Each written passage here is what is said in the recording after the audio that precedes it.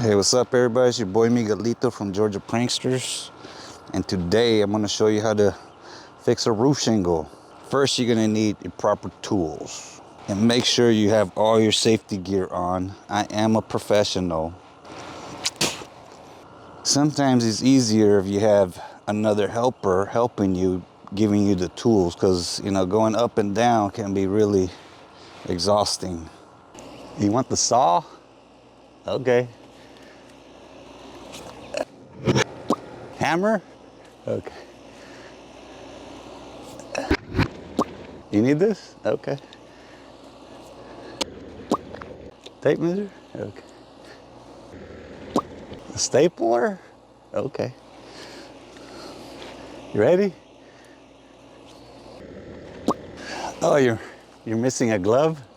Okay, hold on. The pliers?